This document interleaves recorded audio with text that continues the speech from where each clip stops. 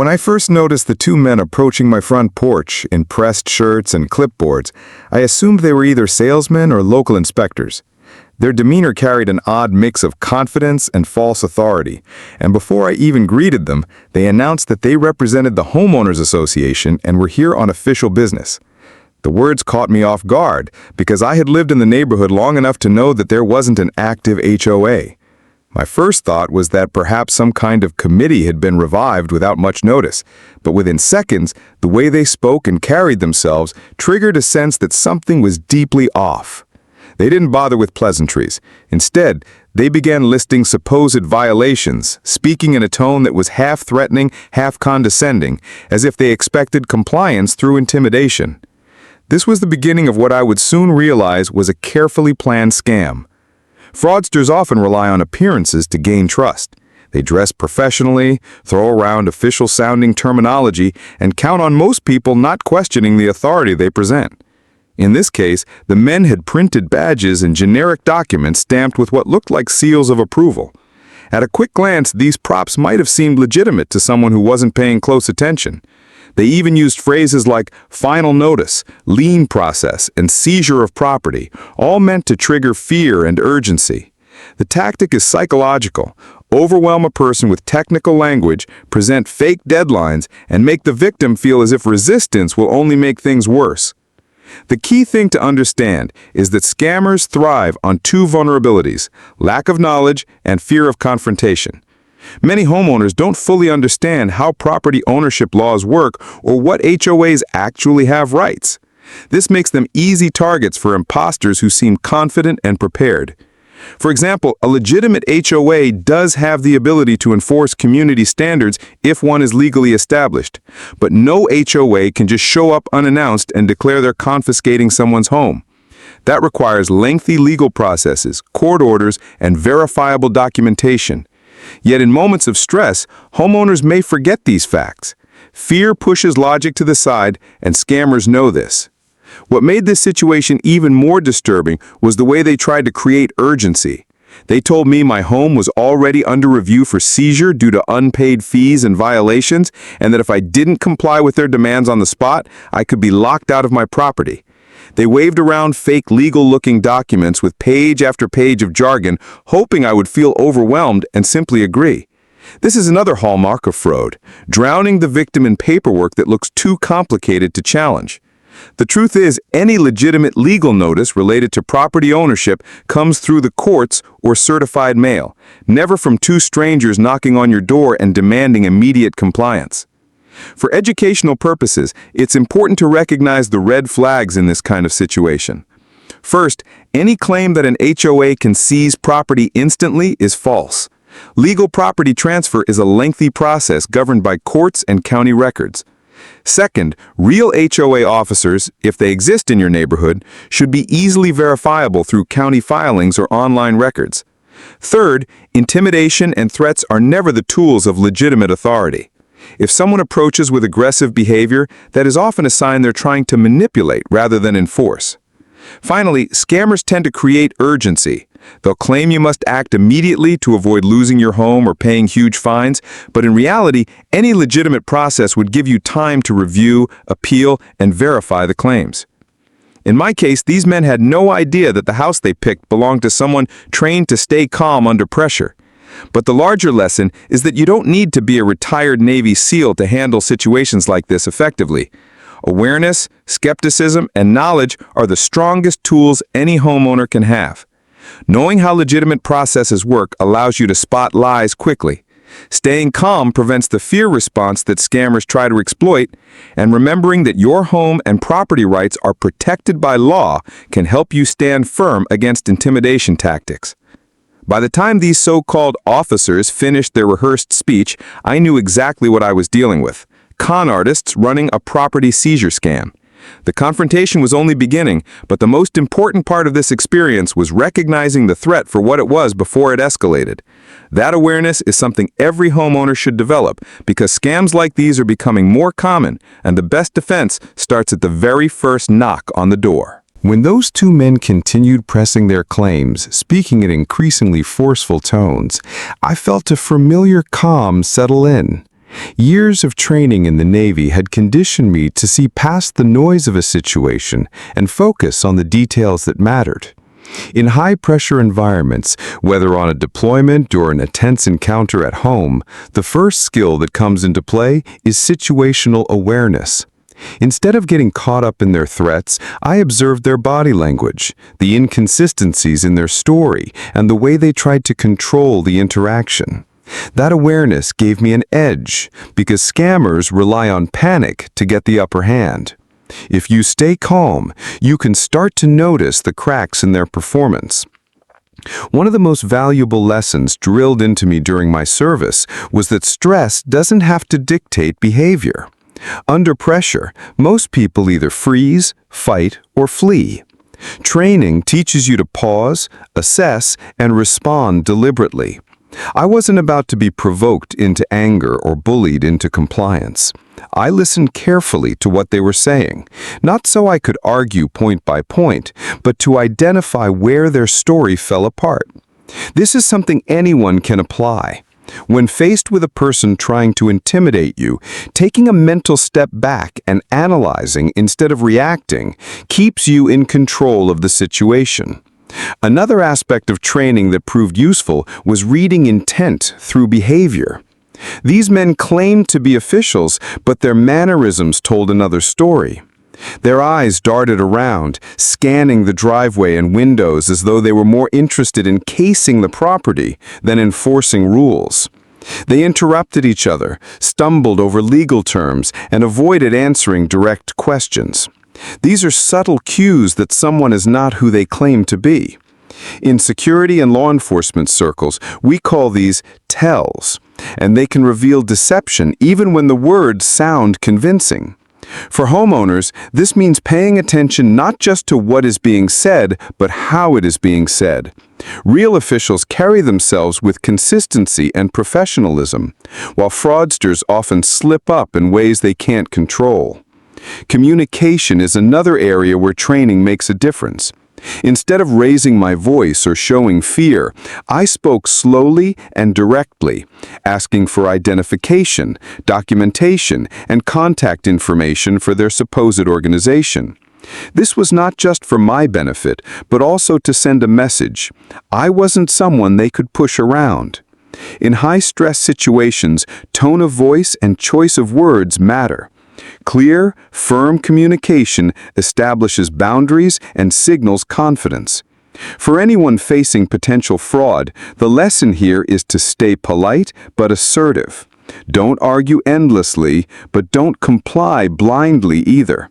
Ask for proof, write things down, and insist on verifiable details. Another principle from Navy training that applied here was controlling the environment. These men wanted to keep me on my porch, under their control with neighbors not paying much attention.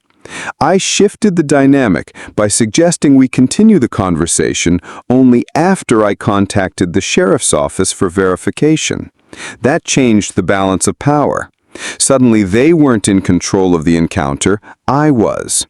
For ordinary homeowners, this kind of tactic can be as simple as stepping inside to call the authorities, asking a neighbor to join you, or moving the discussion to a more public space.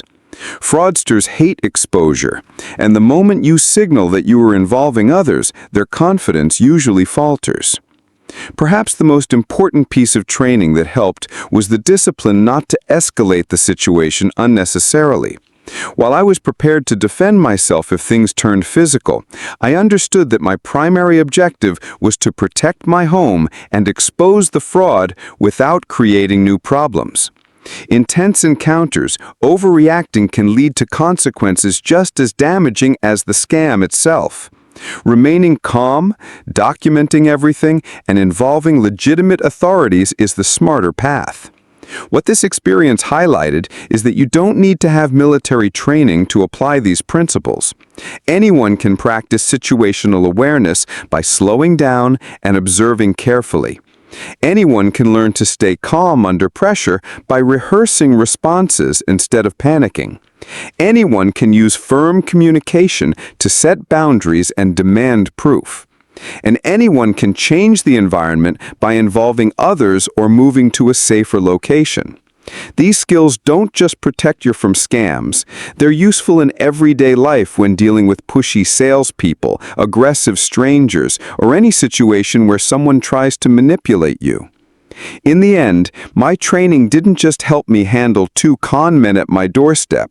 It reinforced a lesson that applies broadly. Calmness and awareness turn fear into control.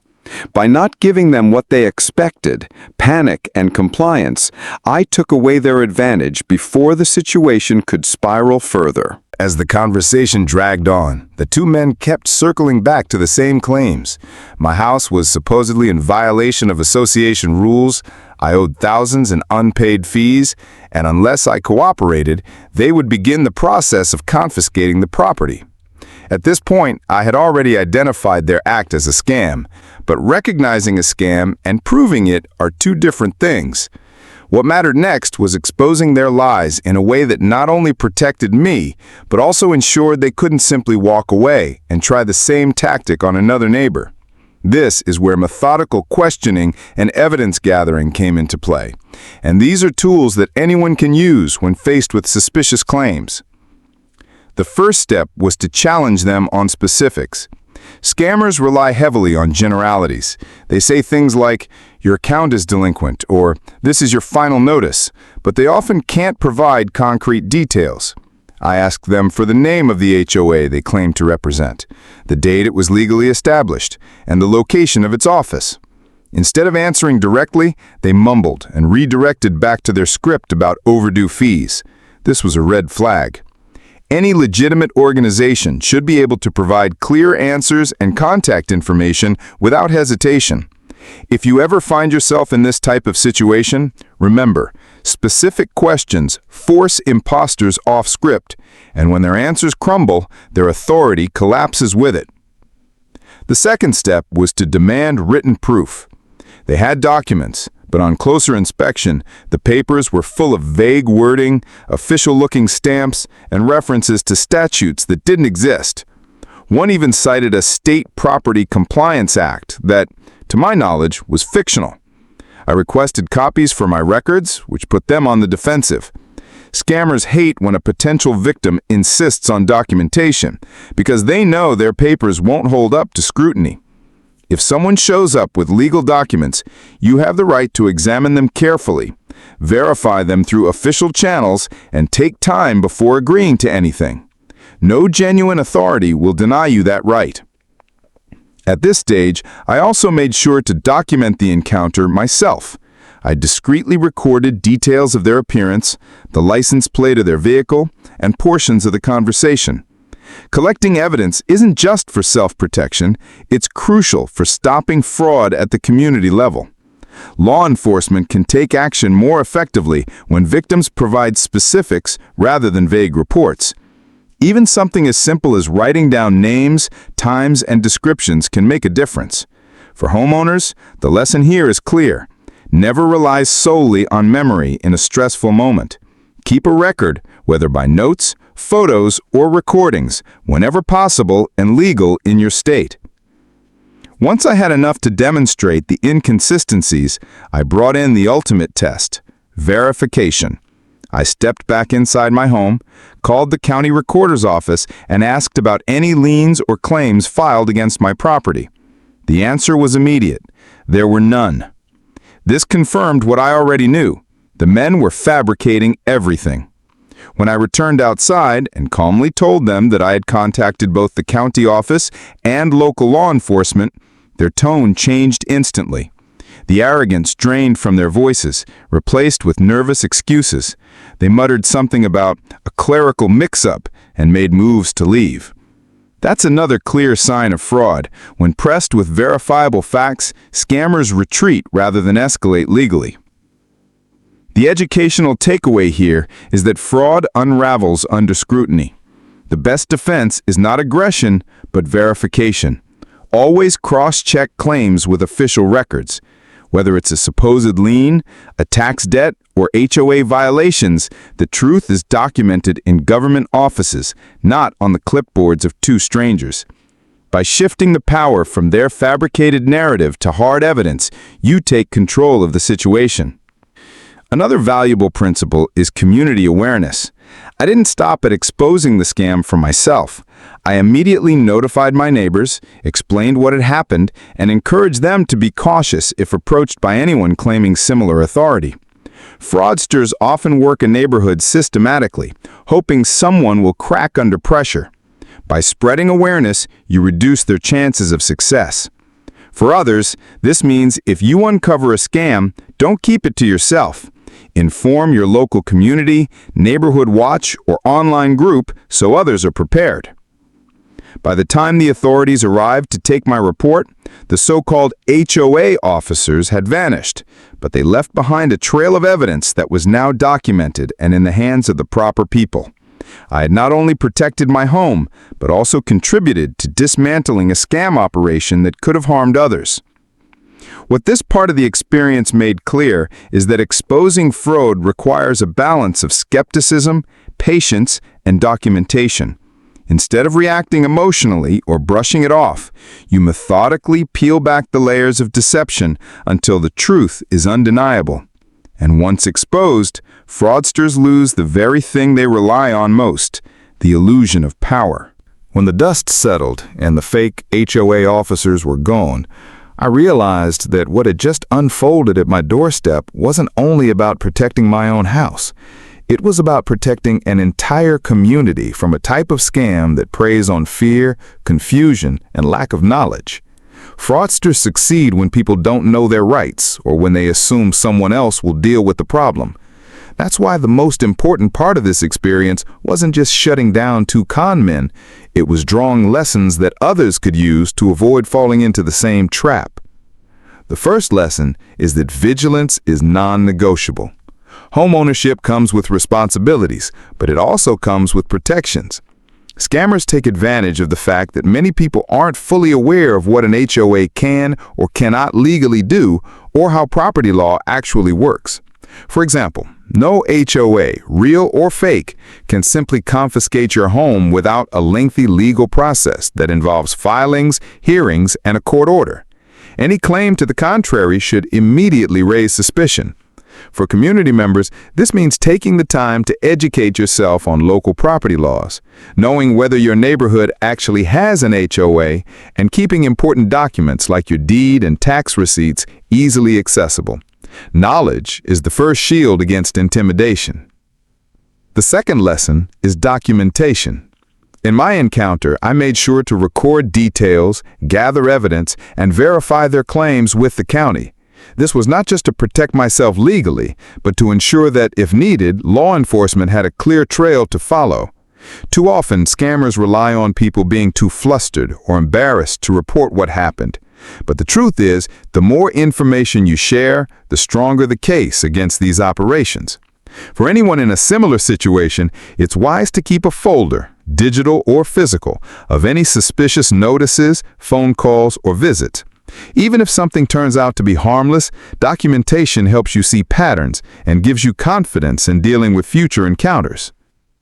The third lesson is the importance of standing your ground with calm confidence. Fraudsters push hard because they expect people to fold under pressure. But a steady, polite, and assertive response can dismantle their strategy. That doesn't mean being confrontational or putting yourself in danger. It means not agreeing to anything you don't understand, not handing over money or personal information on the spot, and not letting urgency cloud your judgment. One of the most effective tools you have is simply saying, "I will need to verify this with the county and law enforcement before taking any action." That one sentence signals that you are not an easy target.